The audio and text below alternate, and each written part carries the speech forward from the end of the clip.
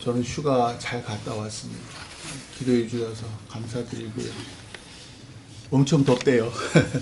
근데 더 더울 예정이라니까 참 걱정돼요. 그래서 우리 저 어르신들 저 냉방병 조심하시면서 에어컨 잘 트세요. 선풍기로 안 되더라고요. 선풍기로 안 되니까. 내일 휴가철도 되니까 이래저래 건강하고 안전 조심하시기를 소망하고, 우리가 해야 할 게 있고 하나님이 돌보시는 게 있잖아요. 우리가 할 수 있는 거 우리가 최선을 다하고 나머지는 하나님께 맡기시기를 소망해요. 오늘 말씀은 제가 사실은 이제 우리 쭉 디모데전서를 요즘에 읽고 있거든요. 근데 사실은 오늘 말씀부터 해서 오늘 읽어야 될 말씀 또 처음 1장서부터 쭉 봐왔는데, 지난 수요 예배 때 우리 임 장로님이 전해주신 그 말씀이 제일 핵심이더라고요. 그래서 어쩔 수 없이 겹침에도 불구하고 수요일 날 읽었고 또 수요 예배 때 나눴던 말씀을 택했습니다. 왜냐하면 디모데전서의 핵심이에요. 핵심이라서 이 말씀을 택했고요. 우리 같이 한번 오늘 말씀 한번 보세요. 디모데전서 1장 12절 1장 12절 우리 같이 읽어봐요. 시작. 나를 능하게 하신 그리스도 예수 우리 주께 내가 감사함은 나를 충성되이 여겨 내게 직분을 맡기심이니.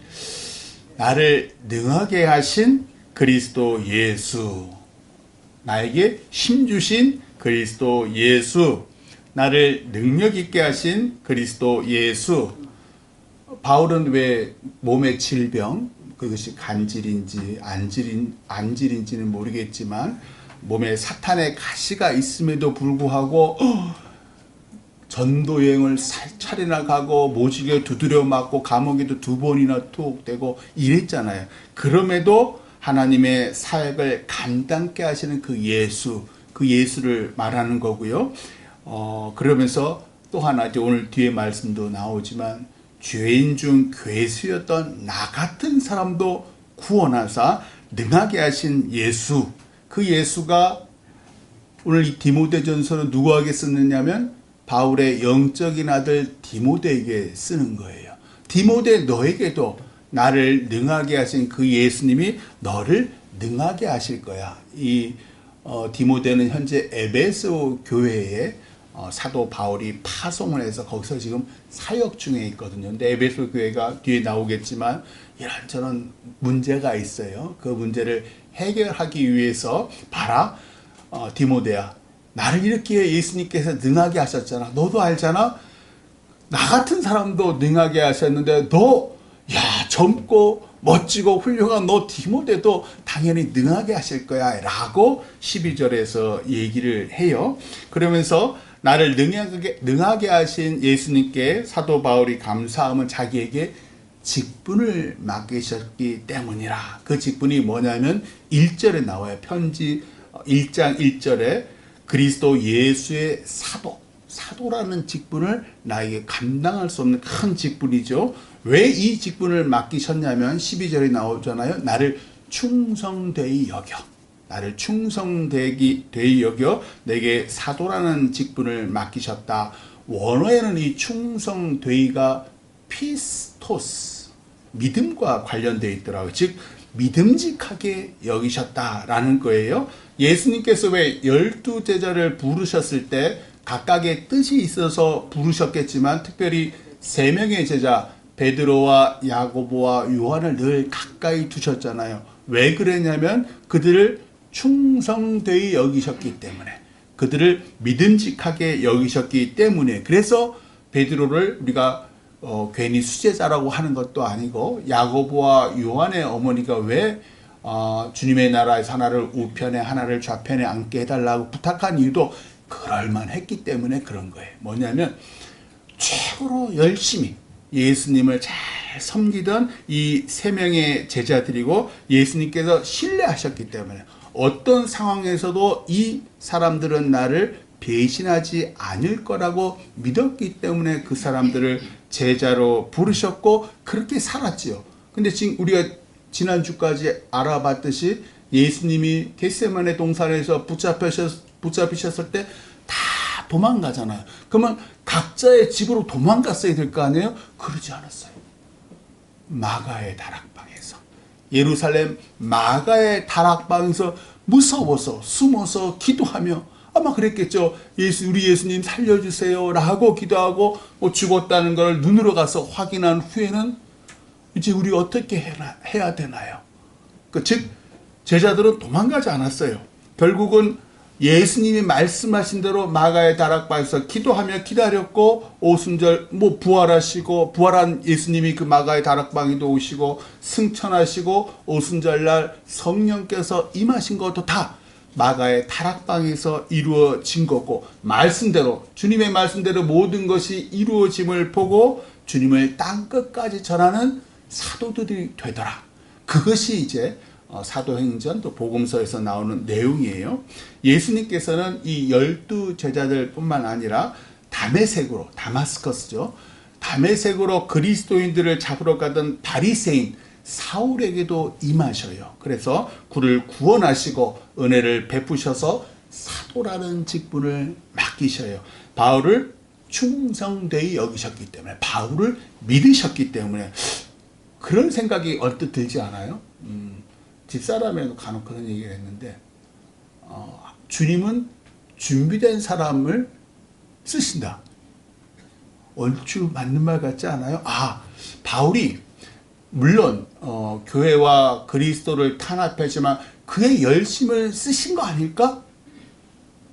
아니요, 그렇지 않습니다. 바울은 자신이 왜 사도가 되었는지를, 왜 이런 직분, 귀한 직분을 맡았는지를 13절과 14절에서 분명하게 말씀하세요. 자, 13절과 14절 같이 읽어봐요. 시작. 내가 전에는 비방자요 박해자요 폭행자였으나 도리어 긍휼을 입은 것은 내가 믿지 아니할 때에 알지 못하고 행하였음이라. 우리 주의 은혜가 그리스도 예수 안에 있는 믿음과 사랑과 함께 넘치도록 풍성하였도다. 아멘. 아니요, 주의 은혜로. 바울에게 사도라는 귀한 직분을 주신 것은 주님의 온전한 은혜로. 그는 예수님을 비방했고 예수 믿는 사람들을 박해하고 폭행했어요. 잘 아시다시피 사도행전에 나온 스데반 집사님 돌에 맞아 순교 당할 그때도 그 자리에 책임자로 있었고요. 또 담메색으로 갔던 이유도 그리스도인들을 탄압하고 박해하기 위해서였어요. 근데 예수님께서 바울이 예수님을 잘 몰라서 그런 거라고 바울을 긍휼히 여기시고 징벌하시기는커녕 주의 은혜로 구원하시고 그리스도 예수 안에 있는 믿음과 사랑을 넘치도록 주셔요. 바울의 비방과 박해와 폭행을 주님의 은혜와 믿음과 사랑으로 덮으셔요.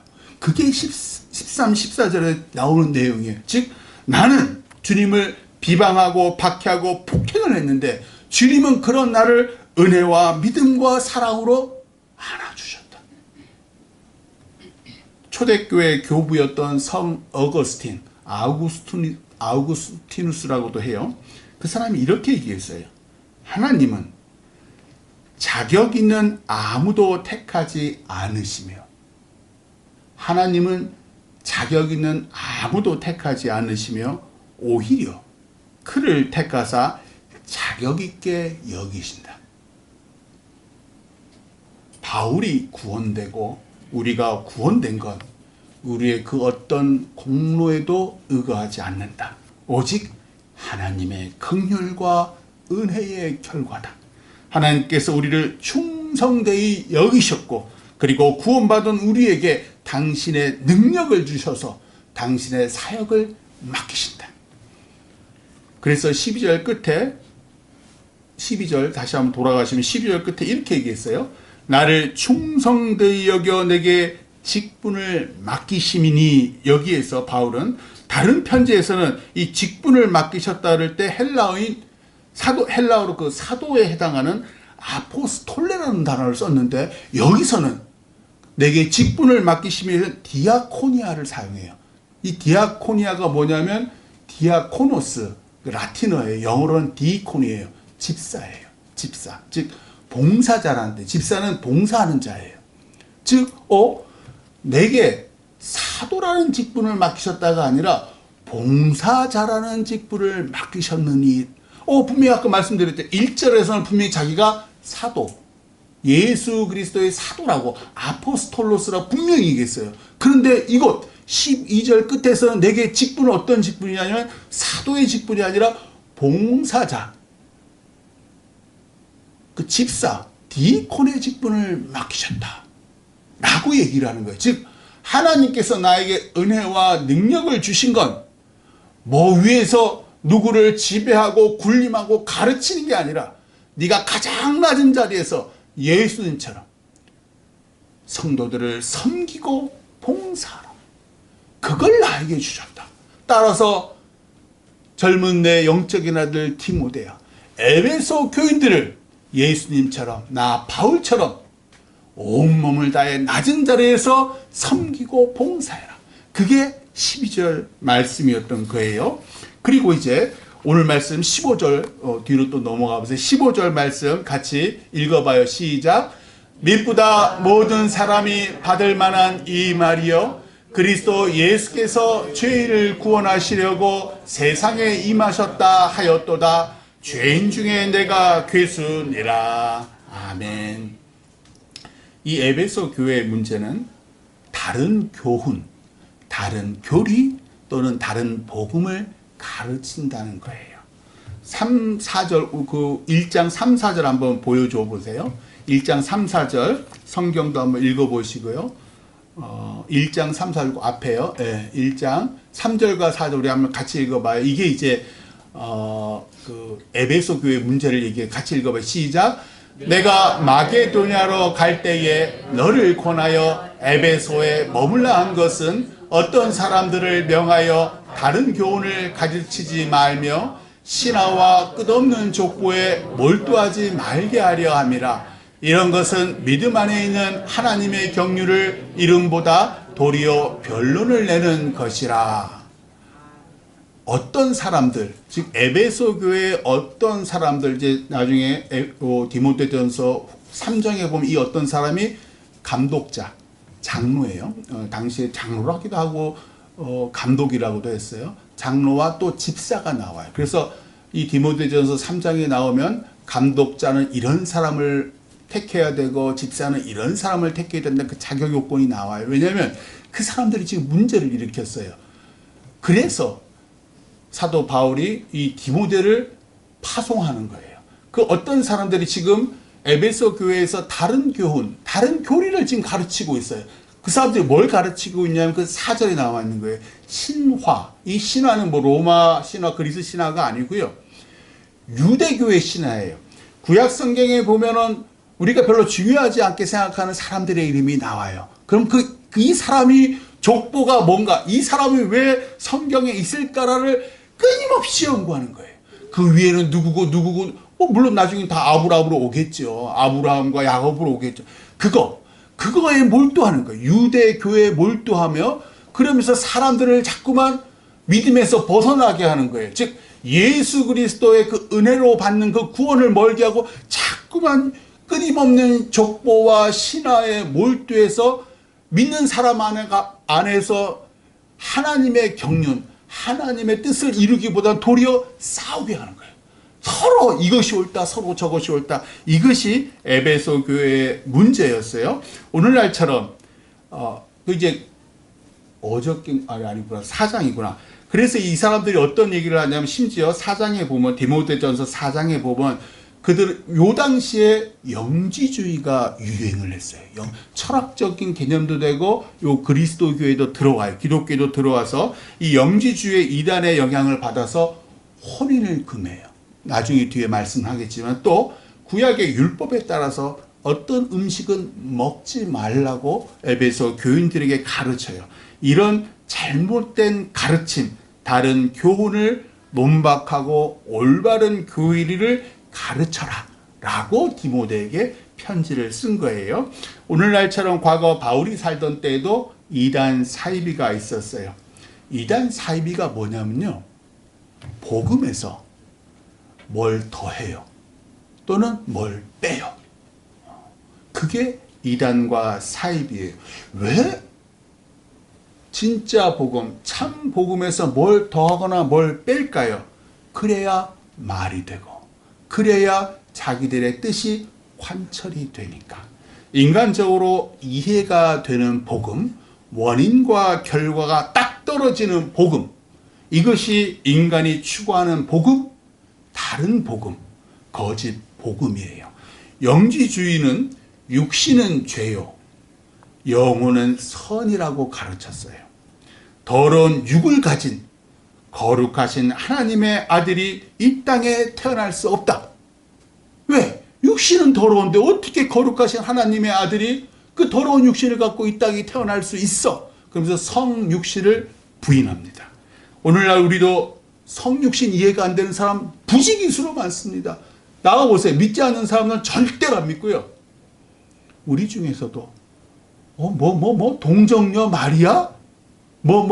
성령이 잉태케 하셔? 안 믿는 그리스도인들 꽤 많습니다. 뿐만 아니라 어떻게 삼위일체 아시죠? 삼위일체. 이거는 그 무엇으로도 설명이 안 돼요. 성부와 성자와 성령이 한 하나님이시다. 인간들이 목사님들로부터 해서 온갖 사람들이 이것을 아주 특히 이단 사이비들이 기가 막히게 이 얘기를 쫙 달라붙어요. 아니요. 인간의 이해로는 이해가 되지 않습니다. 부활과 영생, 이거 이해하시나요? 오병이어의 기적, 죽은 나사로가 다시 살아나고 죽은 회당장 야이로의 딸이 살아난 게 이해가 되시나요? 뿐만 아니라 왜 12년 혈루증 여인, 그 여인이 예수님의 겉옷자락을 만졌더니 그 혈루증이 나았더라. 10년 동안 괴롭혔던 그게 이해가 되십니까? 뿐만 아니라 선지자 엘리사에게 왜 아람 군대의 장수 나하만이 나병을 입었잖아요. 나병을 가지고 있어요. 그 사람이 엘리사에 갔더니 엘리사가 만나주지 않고 저 요단강에서 7번 몸을 씻어라. 이해가 안 가잖아요. 이야, 우리 아람이 얼마나 깨끗한 물이에요. 저 더러운 요단강에서 말이 돼? 이해가 안 돼요. 근데 그 부하들이 뭐라, 한 번만 말을 들어보세요. 그래서 그 말한 대로 들었더니 그토록 괴롭혀서 나병이 다 씻어졌더라. 깨끗해졌더라. 이게 이해가 됩니까? 성경은요, 우리가 이해할 수 없는 이야기로 가득해요. 그래서 사람들이 믿지를 못해요. 그러니까 사람들이 성경 말씀을 이해할 수 있도록 더하거나 빼는 거예요. 요한계시록, 여러분들 중에 그런 분들이 있더라고요. 요한계시록을 인간적으로 해서 해석을 해요. 남이 해석한 거죠. 666이 인간의 몸에 이식된, 여기든 저기든 이식된 대리칩이라며, 이걸 통해 공중 권세 잡은 사탄 마귀가 유럽을 통해서 세상을 지배한다고. 이거 성경에 전혀 없는 말이에요. 다른 교훈, 다른 교리예요. 근데 이런 걸 누가 얘기하냐? 신사도주의라고, 자기가 마치 21세기, 20세기의 사도라고, 하나님께 자기를 사도라고 했대요. 그러면서 자기를 따르는 사람과 교회를 만들어요. 수많은 사람이 그런 거짓 교훈, 거짓 복음을 따라가더라고요. 지금도 여전히. 통일교, 또 신천지, 하나님의 교회, JMS 교회, JM의 정명석이 다 마찬가지예요. 보이지 않는 하나님에 대한 우리의 갈급함이 있잖아요. 하나님 보여주세요. 우리가 기도하는 것도 그렇잖아요. 하나님 저를 한번 만나주세요. 그러면 제가 변화될게요. 그 마음을 이용하는 거예요. 봐라, 내가 하나님이다. 그리고 사람들을 현혹해서 자기 필요대로, 자기 원하는 대로 사람들을 이용하고 조종합니다. 그러기 위해서 어떻게 해요? 말씀을 고치거나 말씀을 바꿔요. 사도 바울이 15절에서 분명하게 말했어요. mit보다 모든 사람이 받을 만한 이 말이요. 이게 복음이 뭐냐면, 그리스도 예수께서 죄인을 구원하시려고 세상에 임하셨다 하였도다. 이게 복음서 내내 주장하는 그거예요. 내가 그 예수를 직접 경험했어. 다메섹에 가는 도중에 직접 경험했어. 그렇게 디모데에게 말을 하는 거예요. 그리고 기독교의 복음은 실제하는 역사예요. 이스라엘 땅 북쪽 갈릴리 나사렛이라는 그 지극히 작은 시골 마을에서 하나님의 아들 예수가 동정녀 마리아의 몸에서 아기로 태어났고, 그가 하나님의 능력으로 수많은 사람을 치유하고 살리시고 먹이셨고, 마침내 십자가에서 모든 사람의 죄를 뒤집어 쓰고 죽으셨다. 이 사실을 믿는 자는 구원받아 영생을 누린다. 이게 복음입니다. 다른 그 무엇도 복음이 아니에요. 역사적 실제하는 예수와 바울이 경험한 그 예수가 죄인을 구원하신 하나님의 아들이다. 인간의 지식으로 도저히 이 사실을 이해할 수 없기 때문에 성경은 믿음을 요구합니다. 우리가 이해할 수 있는 건 믿음이 아니잖아요. 그건 이해하는 거고 납득하는 거예요. 그건 그냥 보여지는 거예요. 자연의 법칙이에요. 그런데 우리 인간의 능력으로는 도저히 이해할 수 없는 일이 구약시대로부터 신약시대를 거쳐 오늘날까지 도처에서 이루어지더라.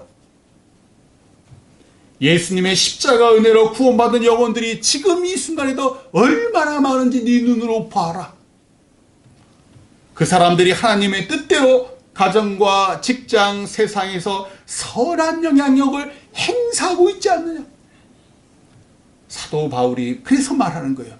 mit보다 모든 사람이 받을 만한 이 말이요, 그리스도 예수께서 죄인을 구원하시려고, 너를 구원하시려고, 세상의 모든 가치에 중독됐던 너를 구원하시려고 세상에 임하셨다 하였도다.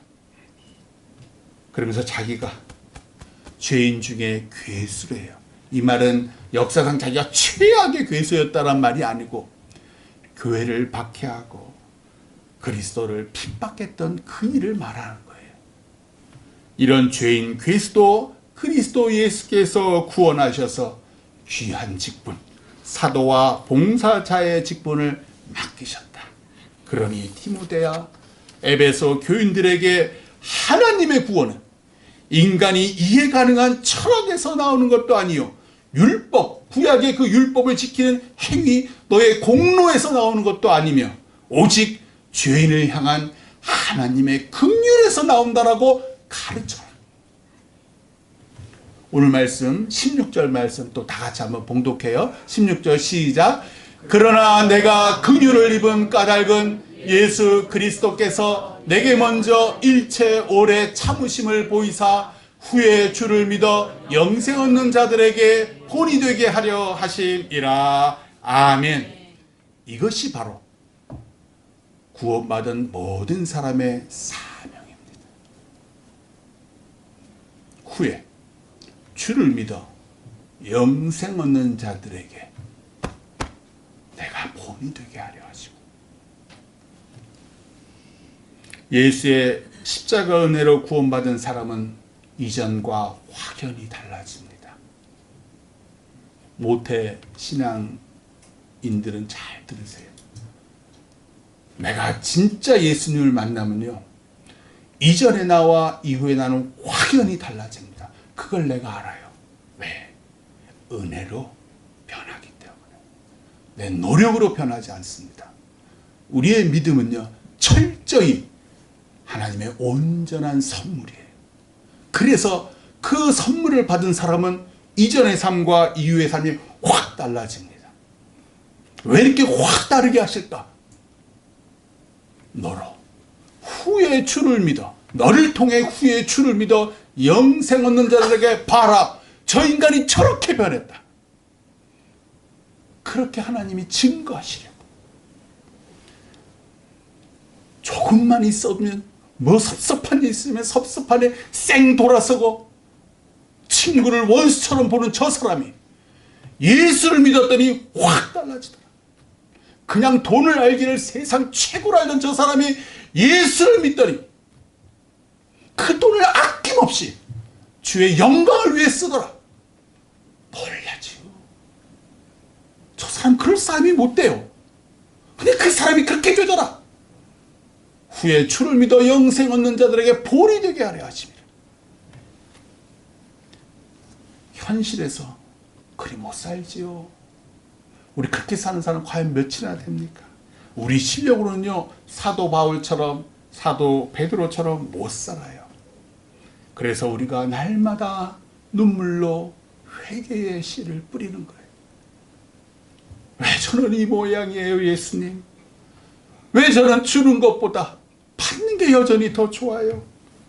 왜 이리 섭섭한 마음이 들까요? 왜 저 사람 미운 것만 보이나요?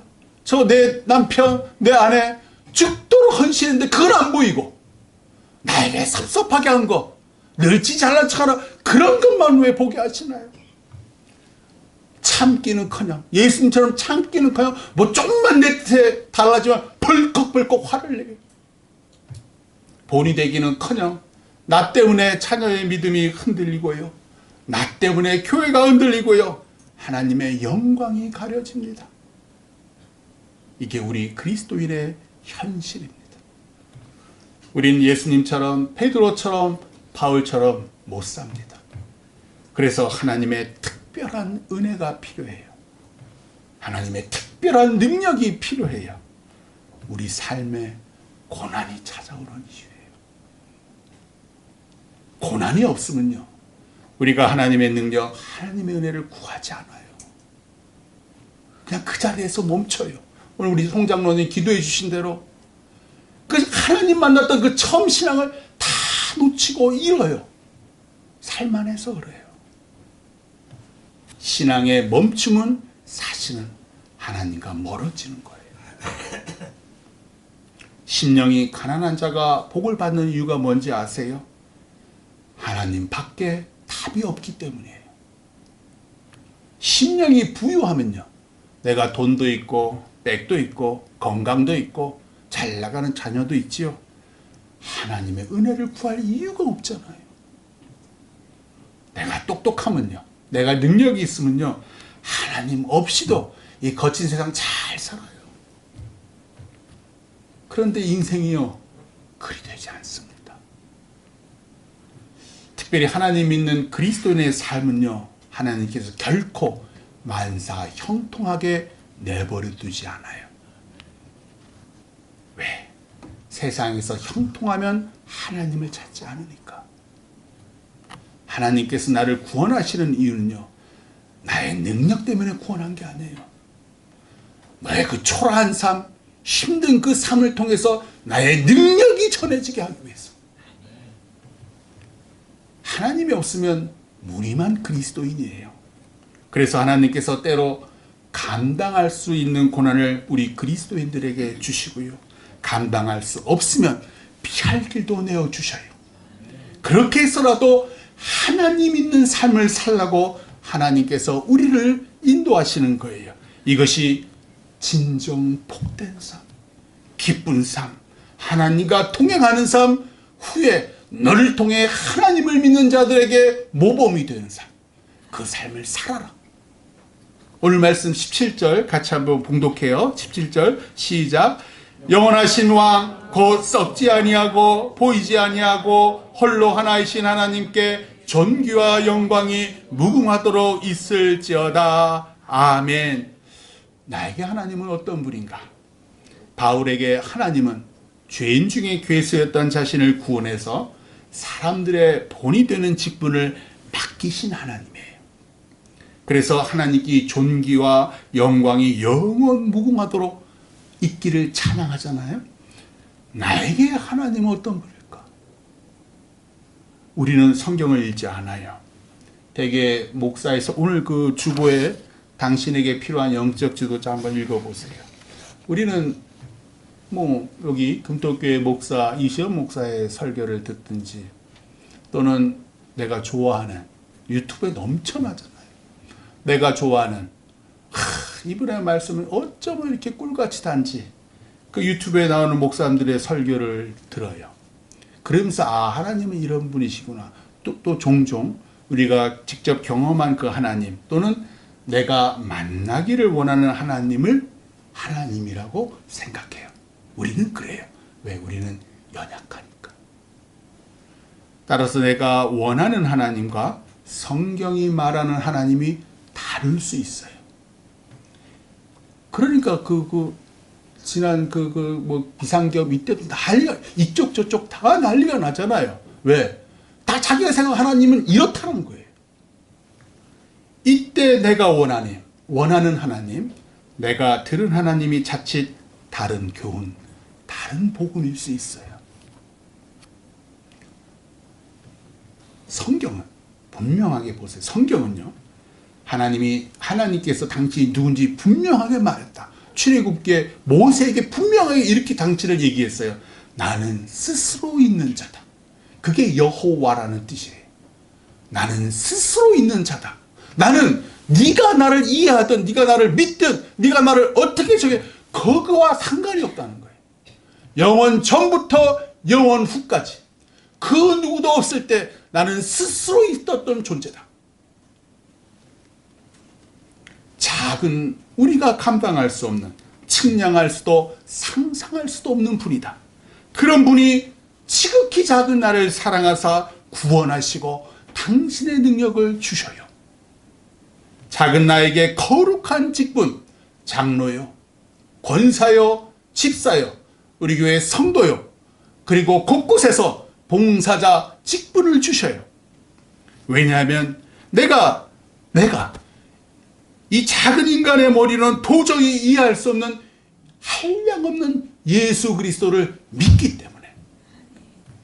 그래서 믿음은 하나님이 내게 주신 일방적인 은혜예요. 이해하는 것이 믿음이 아니에요. 하나님께서 주신 게 믿음이에요. 예수께서 내 죄 대신 지시고 죽으신 게 믿어지기에 하나님께서 내게 당신의 일을 맡기시는 거예요. 이제 우리가 당신의 자녀, 영원하신 왕의 자녀가 됐기 때문에 놀라운 일이지 않습니까? 영원하신 왕 하나님께서 우리 모두에게 맡기신 공통된 사명이 하나 있어요. 생명 구원. 생명 구원. 그 직분에 충성하며 사시기를 주님의 이름으로 축원합니다. 기도하겠습니다. 하나님 감사합니다.